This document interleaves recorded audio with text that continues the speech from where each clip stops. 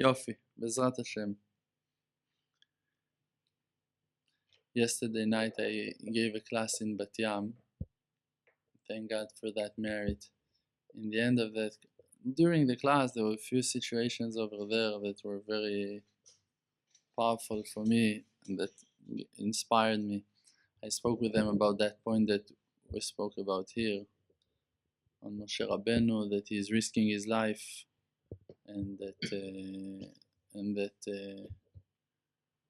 he's breaking the holy tablets, the Torah, and by that actually cancelling all of that bridge that was supposed to serve Am Yisrael. Am Yisrael were supposed to receive the Torah, and now they will not going to receive the Torah. No one knew about the second tablets.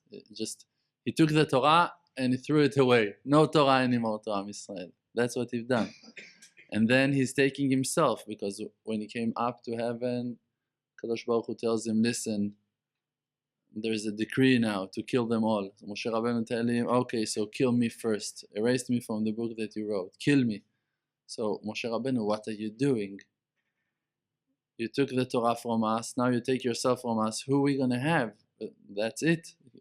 He's going to kill us now. That's it. So Moshe Rabbeinu, he knew that point, like we spoke about before, that Moshe Rabbeinu, when he heard from Hashem, that Hashem told him, here I'm sending my angel with you and he's going to lead you to Eretz Israel. Moshe Rabbeinu tells him, if you're not coming with us, we're not going nowhere.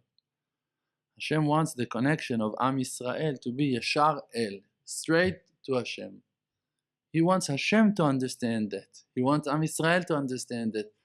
You don't have no one to solve your problems. It's like that you want to come to help to a couple in Shlom Bayit. And when you're there, so you can solve their problems, and then you see that they're leaning on you, that they're counting on you too much. You see, okay, he's whining to me, he's calling me, yes, I'm my wife, and you're relaxing him, and she's calling and complaining and tell her, okay, I'll talk to him. And after 1 month like that, it cannot continue. They have to learn how to solve their own issues. So what do you need to do? You need to go out. You need to go out. So Moshe Rabbeinu, that's what he's done. Moshe Rabbeinu took himself out from that situation. He said, you know what? Kill them. Okay, kill them. If that's what you want. You need to take a risk, to be very brave to do that, because he knew the real will of Hashem Yitbarach, Bore Olam will never going to kill them. Finally, the love of the Creator going to overpower on the judgments and all of the anger, on all of the sadness, frustration that he had from the fact that they sinned. Okay, Moshe Rabbeinu, he had, first of all, that understanding. He knew that Bore Olam loves them, and he had that courage to take that risk. It's like he didn't have no other choice in a certain way, but he took that risk. He had a free choice. He could say, no, I'm going to protect them forever, I'm going to fight. No, he said, okay, kill them. He didn't want them to die, but he knew the inner will of the Creator. So from that point, when I spoke with those guys yesterday in Bat Yam, so I told them, we need to work on our inner connection to the Creator, with no more middlemen, no more people between us to the Creator. Even a righteous man, if by the merit of the righteous man you've been blessed, something good happened in your life, it's wonderful. That righteous man will not going to be there with you when you're going to need him, or even if he might be there, you cannot count on that. You need to be there for yourself. You need to solve your own problems. If now you've been in a class and you heard an amazing class from a rabbi that gave you all of the information that you had to learn, you know everything now. You know now that it all depends in your will, and that tshuva going to bring you closer to Hashem, and that you can do it bodediyut, and it's very easy to do. Oh, what should I do? I'm already driving 1 hour in a bus back to my house, so I can do that. Okay, it's not that hard. I can manage. Okay, but it's not going to help you. Even that you heard that class, that's not what is going to bring you to purity. What will? Your will. Only your will, only if you're going to take those words and you need to bring it into your heart. If you just heard an amazing shiur, okay, you heard it. A lot of people heard that shiur. A lot of souls been there in Ma'amad Har Sinai heard Torah from Moshe Rabbeinu, received the Torah, we don't know their names. We haven't heard nothing important about them. Who are they? All of those souls kept on coming to the world in another generation, and they sinned and they failed. You can have a rabbi like Moshe Rabbeinu and still to have Tavat Niyuf, lust for women, lust for desire for money. You can be a student of Moshe Rabbeinu, to look at Moshe, to cross the sea open for you, and to have desire for money. You can still see miracles, and not why? Because you haven't worked on yourself. Moshe Rabbeinu was there for you. You went to an amazing shiur. It was a very inspiring class. You've been to Uman. You said Tikkun HaKlali. And you still live your life in a very silly way. So it all depends on your will. So actually, everything depends on your will. Because in the path that a person wants to walk in, they're leading him and they're bringing him to his own purpose, to achieve what that he wants to achieve. So it all depends on you. What that you're going to achieve in your life depends on your will. So work. So you cannot say, no, it's hard. You can, okay, it's hard, so work. I don't have the power. Okay, so say to Hashem, I don't have the power. It only depends always in what that you will want. And if you're falling to the sadness, to the laziness, to all of the, you give the keys to your car, to the Yetzirah. You say, okay, you'll drive the car from now. You gave your gun to your enemy. You gave yourself to your enemy. And you're going to use it. He's not afraid from you. He's not afraid to use the gun. He's not afraid to drive your car. He doesn't care about nothing. Okay, give me. No problems. You need to be strong, not to give him the will, not to give him the car, not to give him the key, not to give him no powers on you. How are you going to do that? The only way is to work on your truth. To work between yourself to yourself on your truth. To have that point of truth that you talk straight to God. That you said, okay, amazing Torah, nice Torah. Bottom line, I'm not learning. It doesn't bring me nowhere. Okay, amazing tshuva, amazing itbodeduyot. Okay, but Hashem, I'm sad. I'm depressed. I'm going through issues. I'm crazy. Help me. If you're not going to have that conversation with him, I'm telling you all, you don't have nothing. You don't have nothing. You can be religious for 120 years, it won't count nothing in the world to come. It's like empty. You're going to have bags. You're going to have empty bags. You're going to have thousands of empty bags that doesn't contain nothing. Empty tefillin, empty talitot, empty shabbatot, empty kashruyot, empty, emptiness. You're going to have titles. You're going to have names. You have $1 million in your bank account and you live in the street. You're not using your money. Okay, it is written that you have $1 million. Yes, and everyone respects you as a millionaire. Great. You don't enjoy your money. So what does it help you that it's been said on you that you were rich or that you are rich? Okay, you are rich. You're not eating, you're not drinking, you're not sleeping, you're not going, you're not traveling, you're not wearing something nice. You live like a homeless. So what is it helping you? Okay, so you're religious. Okay, you keep mitzvot. You wake up every morning, but you don't see the Creator in the creation. You don't live life of faith inside of the shul with the tefillin, with the talit, in Shabbos. You don't feel nothing. So it's empty. You have thousands of bags. You can open a supermarket with your bags. Great. You don't have no vegetables in it. You don't have no meat, no fish, no dairy, nothing, no bread, no bags, empty bags. It's not it. The spirituality, the inner light, the happiness, the joy, the satisfaction is the faith that you have. The faith that you have based and lean on what that you find inside of yourself that calls justice and truth and honesty and sincerity and goodwill and a desire to help and kindness and things that you're going to feel complete with them. You're going to feel, that's me. That's who that I am. The first sin that a person sins in his life he doesn't have no pleasure from it. No pleasure at all. The pleasure that a person feels from a sin, it's only from the second sin and on. It cannot be from the first one. Every person that sinned first time, let's say he smoked a cigarette, first time, first cigarette, no one enjoys that cigarette. No one enjoys the first cigarette. The first time that he drank alcohol, no one enjoyed that first time. He slept with a woman. No man enjoyed that first time. No one. He's terrified. He's afraid. He feels horrible with himself. He doesn't know what he's doing. He doesn't want to be there at all, and he's doing it. He might enjoy from the second time when the power of imagination is overpowering on him. After the first time, he feels horrible regret.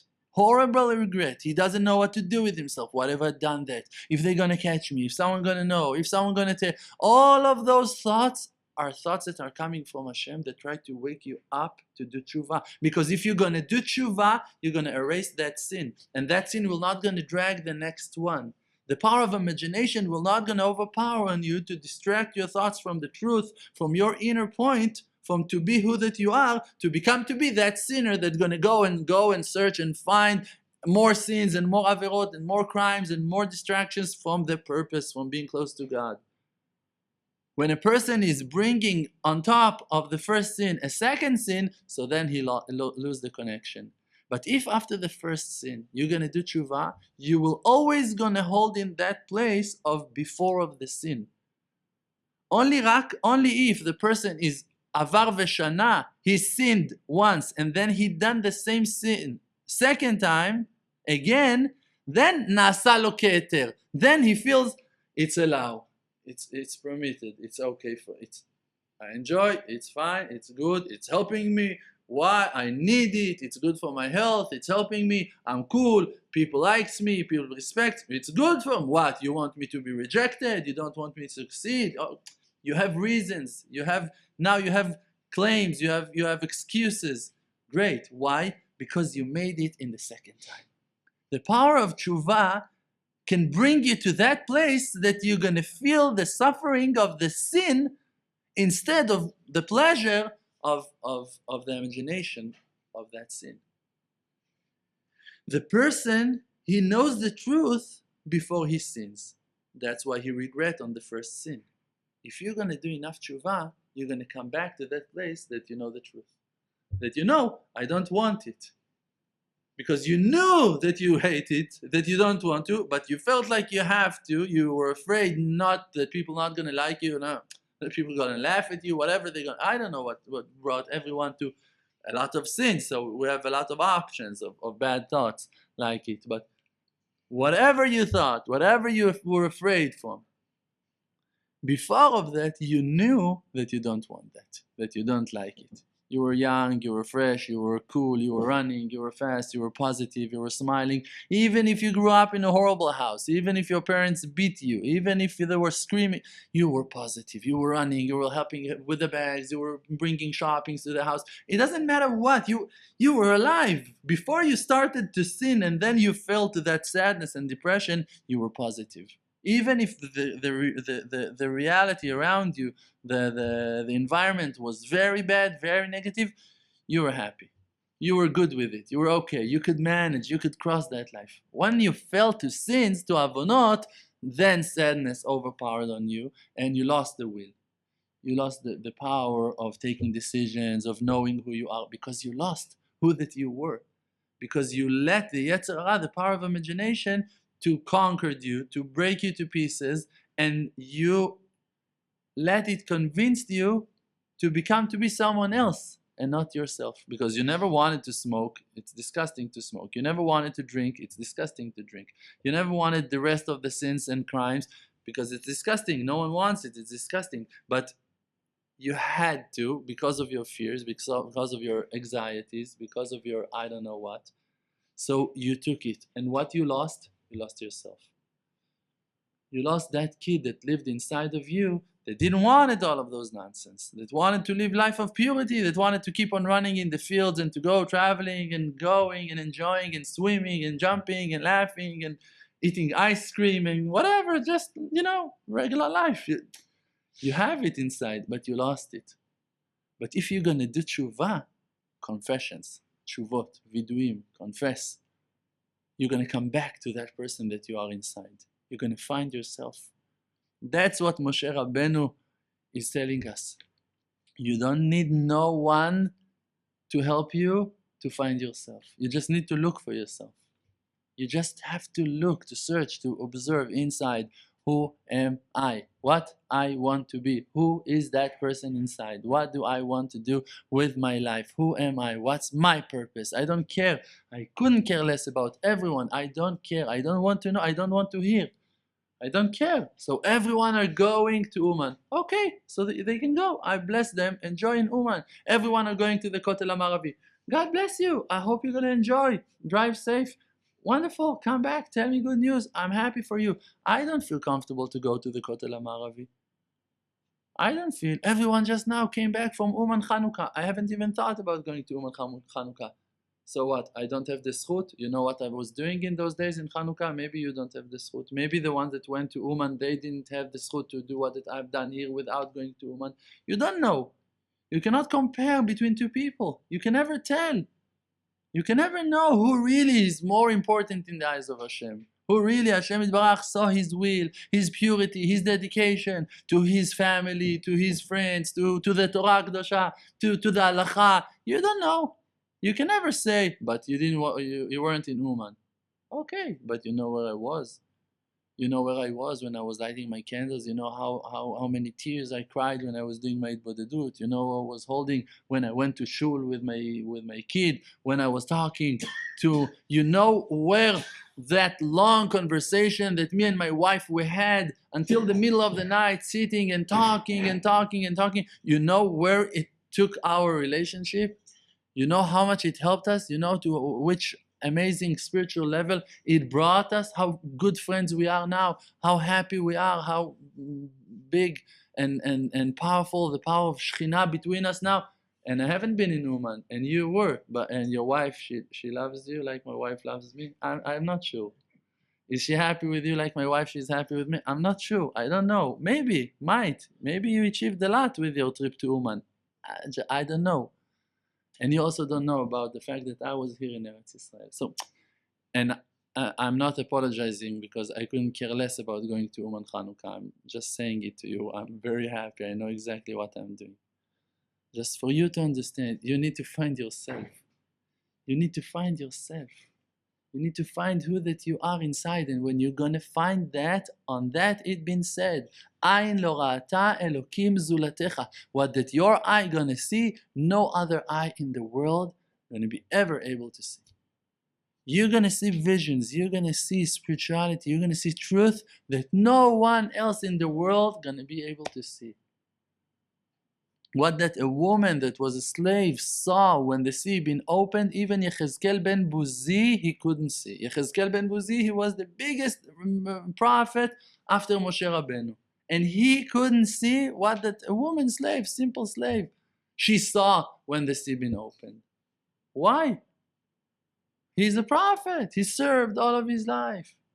Because she saw something that opened her eyes, and she saw something that no one else can see. Not Yechezkel ben Buzi and no one else. No one ever will be able to see what that you can see.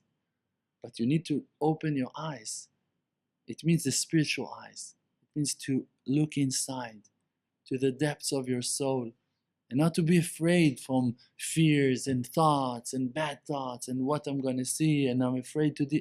Don't be afraid. Be like Avraham Avinu. Throw yourself into wars against the Yetzer Hara. Don't be afraid. Just remember, tie yourself strong to remember how the righteous people saved themselves. What's our weapon? Always to pray, so pray. That's the only weapon that you should have. For that we have righteous people, that we're going to learn from their life experience how to serve Hashem, not how to become to be like them. You cannot be like Moshe Rabbeinu. Moshe Rabbeinu had a different life story, different life. What's the connection between you to Moshe? Can you compare something in your life to Moshe's life? No connection. Avraham maybe, also your name is Avraham. No. Might be a coincidence. No, I'm kidding. It's all from Hashem, but really, what's the connection? Only if I'm going to learn from the Torah, from the stories on the righteous people, on my life. He was brave. I need to be brave also. He was brave throwing himself into the fire. I need to be brave to stand up in front of my wife and to tell her, I apologize. I apologize. I'm sorry. Oh, that's the bonfire. That's my bonfire. Those are my fears. Okay. He was super brave to cross the desert and to go to a foreign land, a place that is the unknown. That was the unknown for him. Okay, for me, the unknown is to sign and to buy that house with a 40 years mortgage. That's the unknown for me. Okay, so buy that house. So sign. Based on the faith of our, no connection to what that Avraham done to your situation, but you can learn from him. That's how you learn from Avraham. What, you now need to cross the land? You don't need to cross nothing. You just need to learn from their acts, from how that they were counting on Hashem to count on Hashem. How that they were searching to find themselves, to search to find yourself. What Hashem wants for me, to ask that same question. You're going to receive different answers. But if you're going to follow those answers, you're going to develop and you're going to achieve huge achievements, things that no one else can achieve.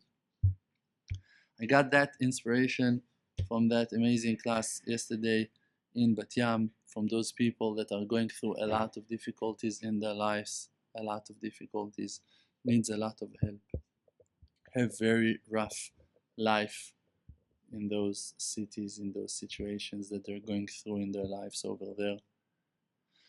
But you can see sparks, you can see powers of people, you can see people that have inner power, and they just need to believe in themselves. If they're going to believe in themselves, they also, each and every one of us, can achieve the heights, can achieve amazing, amazing things. Thank you very much. Hey, what's up, guys? It's Obi from the Emuna channel here in Jerusalem. Subscribe to the channel. It means a lot to us. It means a lot to Rav Dror. So show me some love. Show Rav Dror some love. Subscribe to the channel. We post new videos almost every single day. Awesome classes like this. If you have any questions on the classes you just watched, or just other questions that you have, or comments that you want to tell us, post them in the comments below. And we do a question and answer session every single week. So we'll either answer your question in that on video, or we'll make sure to get you an answer. And of course, check out emunachannel.com. Awesome website where we have tons more inspirational content. We have videos, blogs, music, and all sorts of cool stuff. So get involved over there at emunachannel.com, and we'll see you in the comments.